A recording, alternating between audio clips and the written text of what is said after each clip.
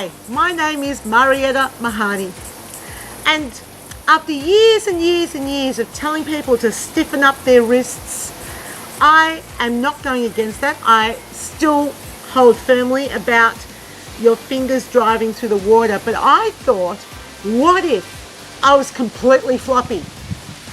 What if I encouraged them to be as floppy and as loose as possible? Could I make an exercise that was effective with what I call floppy noodle arms? And yes, you can. So I'm going to start with my feet wide apart. My palms are facing each other, and I am literally being like seaweed in the water. Seaweed. Now, the trick to this is not going slow. Well, this is more, you can do this. It's a beautiful way to release tension and cool down people at the end of a workout. But I wanted to find out, was there a way you can make this an exercise that's effective? And you can. It's all about the pace. So, palms are facing each other. I have the floppiest arms in the world. I've got no tension at all, but I am driving it from my midsection. Ha-ha! So, the arms are just flopping, but my feet are stable on the bottom of the pool, and I am just waving those arms around. Fabulous. Now the palms stay facing each other, and I'm letting my hands go this way, that way, this way, that way. But it is determined by the pace.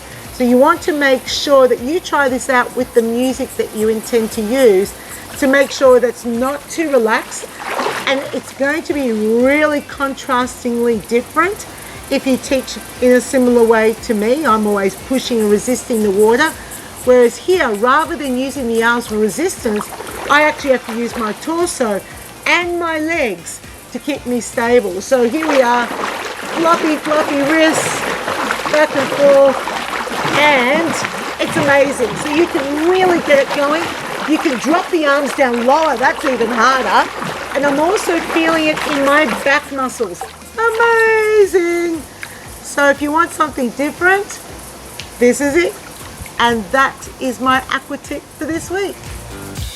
Is this a difficult demonstration? Well, not from a physical point of view. You don't have to jump around or do anything like that.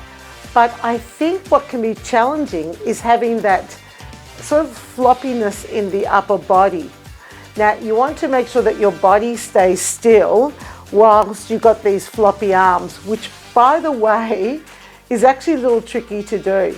And I find that one arm does a floppy arm beautifully.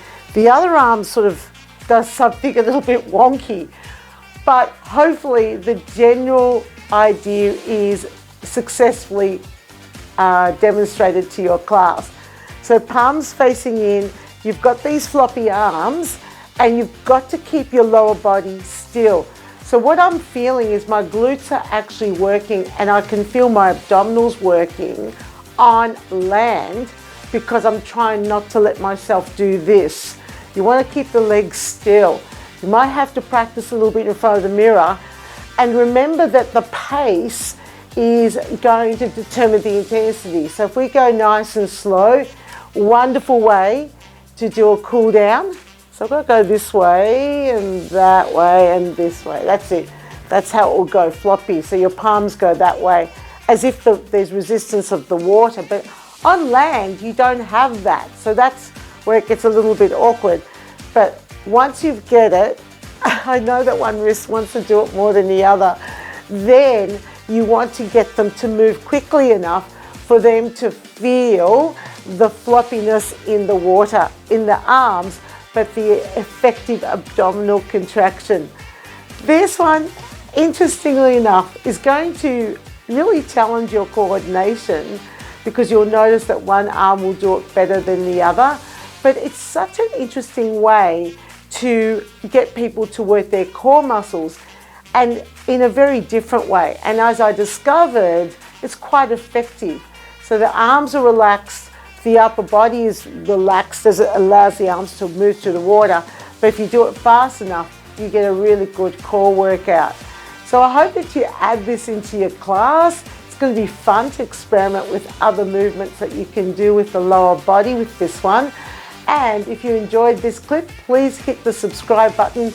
And that is this week's Aqua Tip.